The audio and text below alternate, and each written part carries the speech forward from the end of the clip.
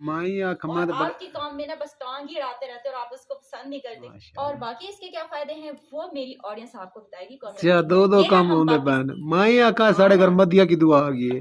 कभी भी आप लोगों ने हिम्मत नहीं हारनी। मैंने ये रोटी जो है ना तंदूर पे नहीं लगाई थी, लेकिन सर्दियों का बादशाह, गरीबों का साथी, देसी चूल्हे किचन की जानिब जो है ना मेरी अम्मी वगैरह गांव में ऐसे। Welcome back friends. आज साग में हमारे घर में आया है और मैं हूँ बहुत ज़्यादा कंफ्यूज साग को देख के। हस्बैंड लेके तो आए हैं कि साग बनाओ, लेकिन मैं कंफ्यूज क्यों हूँ वो मैं आप लोगों के साथ शेयर करने लगी हूँ। देखिए, मूलियाँ, शलजम, गाजर, साग, ये सारी सब्जियाँ जो है ना ये सर्दियों की हैं। तो मूली भी आ चुकी है, शलजम भी आ चुका, गाजर भी आ चुकी, और तो और सर्दियों का बादशाह, गरीबों का साथी, पैसों और जेब की बचत साग भी तशरीफ ले आया है। लेकिन अभी तक नहीं आई तो सर्दियां नहीं आई। क्यों भाई, कहाँ रह गई ये सर्दियां? अगर आप लोगों में से किसी के पास सर्दी का नंबर है तो जल्दी से डायल करें और सर्दी को बोलें कि साग जो है ना आपको बड़ा याद कर रहा है, तो जल्दी से आ जाएं। अच्छा भाई, मैंने ना कभी भी ये बाज़ार का जो साग है ना घर पर नहीं बनाया, हमेशा से हमारा जो है गांव से ही बन के आता है। तो इसलिए आज मैं थोड़ी कंफ्यूज इस वजह से भी हो रही हूँ कि साग है देखिए इस तरह से ये बाज़ार का, ठीक है, वो जो हम गांव से तोड़ के आते हैं वो तो हमारा अपनी मर्ज़ी और अपनी पसंद का होता है, लेकिन ये देखिए अजीब और गरीब सा है। अब समझ नहीं आ रही कि मैं इसकी ये डंडियाँ ये तोड़ूँ तो फिर तो वो इतना सा निकलेगा, और अगर ये पत्ते तोड़ूँ तो वो तो शायद गड़वा हो जाएगा। तो इसलिए मुझे कुछ समझ नहीं आ रहा, मैं बहुत ज़्यादा कंफ्यूज हूँ। ये देखें ये पत्ते मैं क्या कर रही हूँ कि ये ही थोड़ी सी निकाल रही हूँ डर की वजह से कि जो है ख़राब ना हो, कड़वा ना हो जाए। और यहाँ पे ये देख सकते हैं सारा इस तरह से वेस्ट हो रहा है, तो मुझे कुछ समझ नहीं आ रहा। तो जिस सिस्टर को पता है कि बाज़ारी साग किस तरह से मतलब कटिंग की जाती है, इसकी सफाई की जाती है, तो मुझे कमेंट में लाजमी बताइएगा। और आप लोगों के कमेंट का मुझे क्या फ़ायदा होगा, क्योंकि जब तक ये वीडियो आप तक पहुँचेगी तब तक ये साग हमारा जा चुका होगा चूल्हे पर। चलें जी, अपने प्यारे प्यारे कमेंट में लाजमी कीजिएगा, मुझे रहता है आपके प्यारे प्यारे कमेंट का इंतज़ार। सो जल्दी से करते हैं कटिंग साग की, फिर चलते हैं आज अपने देसी चूल्हे किचन की जानिब। आपने हमारे साथ रहना है। तो व्यूअर्स माशाल्लाह से यहाँ पे मैंने साग रख दिया था तंदूर के ऊपर। लकड़ी का बनाया हुआ जो साग है ना उसका फ्लेवर माशाल्लाह से बहुत ही अच्छा होता है, देखिए गैस की निस्बत। और गैस वैसे आजकल हमारे यहाँ है ही नहीं, सर्दी तो आई नहीं है लेकिन गैस पहले से ही जा चुका है। तो ये लकड़ी बड़ी थी, काफ़ी ज़्यादा मतलब बड़ी थी इसको जब मैंने लगाया था, लेकिन अब देखें ये जल चुकी है, थोड़ी सी रह गई है। और इसी पे ही माशाल्लाह से हमारा बड़ा ज़बरदस्त सा साग जो है वो तैयार हो चुका है। बस अब इसको मंदिया लगाना है और ये लकड़ी जो है थोड़ी सी रह गई है। तो साग के नीचे हमेशा एक बड़ी लकड़ी लगा दी जाती है जिसके ऊपर वो ईज़िली जो है ना बनता रहता है, क्योंकि इसका काम बॉयल होना ही है। अगर छोटी छोटी लकड़ियाँ लगाएं तो वो फिर साथ बैठना पड़ता है। तो ये जो है ना मेरी अम्मी वगैरह गाँव में ऐसे ही करते हैं, तो वो कहते हैं कि जब भी साग बनाया करें तो हमेशा जो है ना किसी बड़ी लकड़ी का इंतखाब किया करें, क्योंकि आपको आसानी होगी। अब मैंने सुबह से इसको जैसे यहाँ पे चढ़ाया था, ये लकड़ी लगा दी थी, आग जलती रही और मैं ईज़िली बाकी काम करती रही। चलें ये तो हो गया तैयार।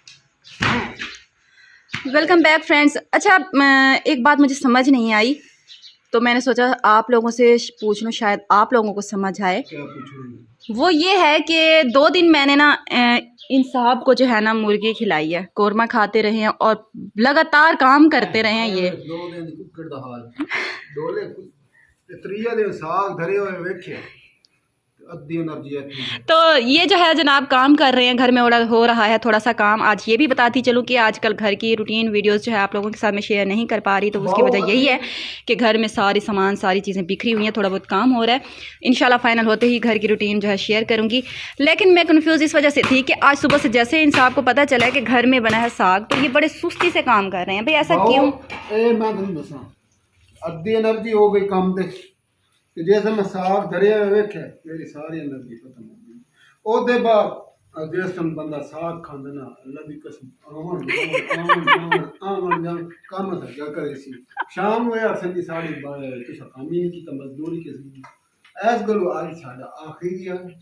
नहीं ऐसा नहीं हो सकता। मैंने इतना साग नहीं बनाया कि आपको 3 दिन खिलाऊंगी, एक ही दिन बस खाना है आपने। फर्स्ट टाइम बनाया है मैंने और साथ में तंदूर की रोटी है। हाय सर्दियां मिस्त्री काम करना छोड़ गई सी जेड़ा साग से दमी वाले साग धरे खड़े नाश्ते साग दोपहर वाले साग शाम वाले साग ये सर्दियां का जेड़ा तोहफा है ये आजाद है। कुदरत का अनमोल खजाना है। ये जेड़े घर वनो चाची दी घर वनो साग, फूफी दे घर वनो साग, हर पासे साग ही साग। अच्छा इसको चंगा तुसा सानू विगे दा छोड़ो जिथे गडे लो असा खुद मंद चार ले सी हैं चार्लेस ये आप तो इंसान है खैर है। भाई यार ए देख लो कि पट्ठे डंगर भी खांदे दुध देंदे असा ही उन्हां दी तरह बन वई आप भी दूध देंगे? मैं दुध ना देसी तुसा ए जो पकावण दी दिक्कत करेंगे तो घिओ पैसो वो सुक्का समझ दे दो घिओ ले लो। नहीं ऐसा करिए मैं आपको जमीन बता देती हूँ जो खेत हैं साग के वहां पे जाके खुद ही चाल लें ठीक है। चलें जी डन हो गया। ये झगना जिससे आप लस्सी बनाती हैं उससे आप जो है ना इजीली साग में मदिया भी लगा सकते हैं। अच्छा दो काम होंगे बहन माई आका साढ़े घर मदिया की दुआ आ गई है।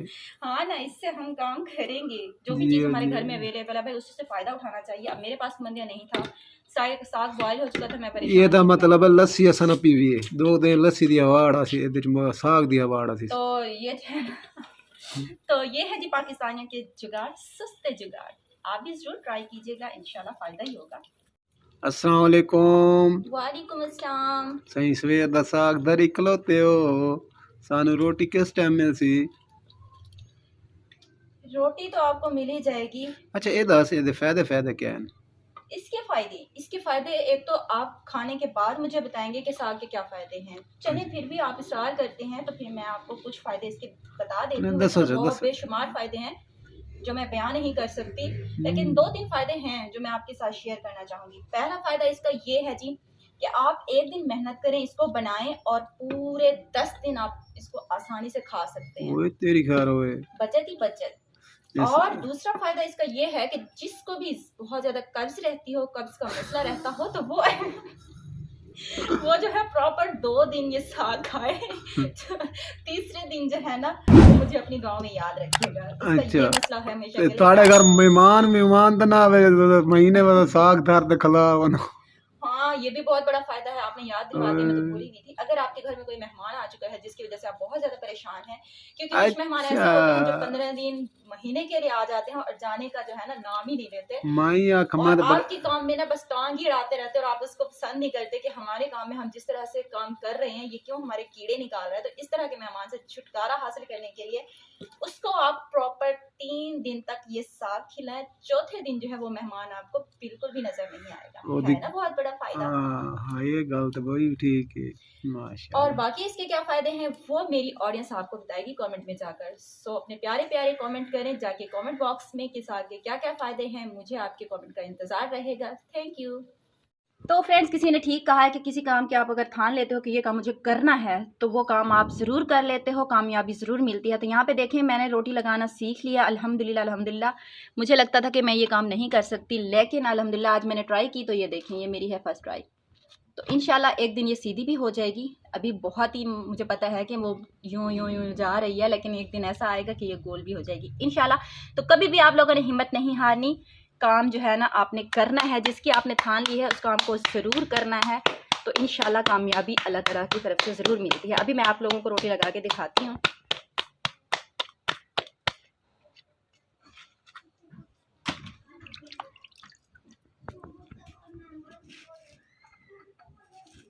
हालांकि मैंने ये रोटी जो है ना तंदूर पे नहीं लगाई थी लेकिन इस बार तंदूर लगा था तो मुझे ये था कि मैं कैसे लगाऊंगी। देखिए माशाल्लाह से मैंने रोटी लगा ली है इसलिए ट्राई अगेन। एक बार लगाई थी नहीं लगी थी 2 बार लगाई नहीं लगी लेकिन आज तीसरी बार लगा रही हूँ तो माशाल्लाह से प्योर रोटी मेरी लग चुकी है।